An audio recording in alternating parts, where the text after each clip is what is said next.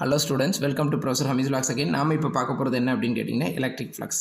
Electric ஃப்ளக்ஸுங்கிறது என்ன அப்படின்னு கேட்டிங்கன்னா ஒரு கிராஸ் செக்ஷன் ஏரியா வழியாக electric lines of force move ஆகி போகுது. எலக்ட்ரிக் லைன்ஸ் ஆஃப் ஃபோர்ஸ் வந்து மூவ் ஆகி போகுது, அதுவும் இன்க்ளைண்டாக மூவ் ஆகுது.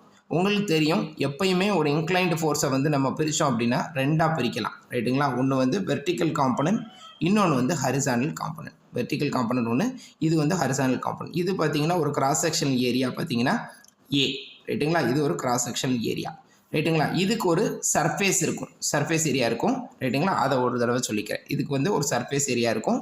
அந்த சர்ஃபேஸ் ஏரியா பார்த்தீங்கன்னா S vector. Surface area S வெக்டாருங்கிறது, எஸ்ங்கிறது சர்ஃபேஸ் ஏரியா, ரைட்டுங்களா? எஸ்ங்கிறது சர்ஃபேஸ் ஏரியா. சரி, ரைட்டு.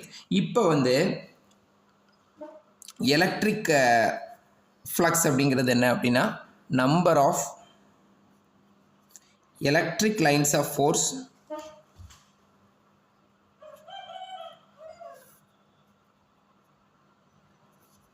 crossing through a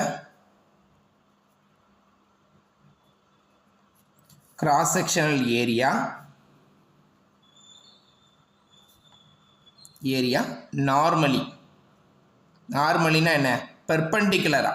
அதாவது இது ஒரு ஏரியா அப்படின்னா இதில் நிறைய electric lines of force cross ஆகி போய்கிட்டே இருக்கும், சரிங்களா? அதில் நான் ஒரு எலக்ட்ரிக் லைன்ஸ் ஆஃப் ஃபோர்ஸை மட்டும்தான் நான் எடுத்திருக்கேன். இந்த எலக்ட்ரிக் லைன்ஸ் ஆஃப் ஃபோர்ஸ் எப்படி இருக்கும் அப்படின்னு கேட்டிங்கன்னா இந்த கிராஸ் செக்ஷனல் ஏரியாவுக்கு நார்மலாக இருக்கும். அதாவது இந்த கிராஸ் செக்ஷனல் ஏரியாவுக்கு பெர்பெண்டிகுலராக இருக்கணும் அப்படின்னு சொல்கிறாங்க. இதில் நிறைய லைன்ஸ் ஆஃப் ஃபோர்ஸ் வந்து லைன்ஸ் வந்து பெர்பெண்டிகுலராக போய்கிட்டே இருக்கும். நான் வந்து ஒரு டெஸ்ட் சாம்பிளுக்காக ஒரே எலக்ட்ரிக் லைன்ஸ் ஆஃப் ஃபோர்ஸை மட்டும் நான் எடுத்திருக்கேன், ரைட்டுங்களா? நான் எடுத்திருக்கேன், ரைட்டுங்களா? சரி, right.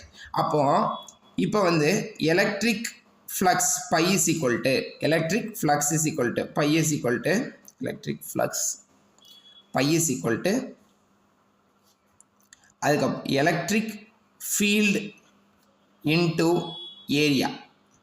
Electric field into area, அதாவது சர்ஃபேஸ் ஏரியா. எலக்ட்ரிக்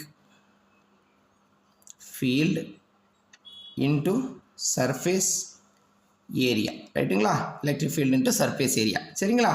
அப்போ பை இஸ் ஈக்குவல் டு என்ன ஃபார்முலா இருக்குது அப்படின்னா E into DS cos theta.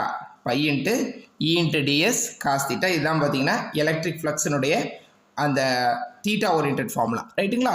So இப்போ பை இஸ் ஈக்குவல் டு இதை நான் வெக்டாரில் எழுதும் போது என்ன எழுதுவேன்னா இ வெக்டார், ரைட்டுங்களா? Dot S vector. E vector dot S vector. Phi is equal to E vector dot S vector. ஏன்னா இது வெக்டாரில் எழுதும் போது நம்ம வந்து டிஎஸ் காஸ் தீட்டாவை எஸ்ன்னு எடுத்துக்கிறோம். So phi is equal to E vector dot S vector.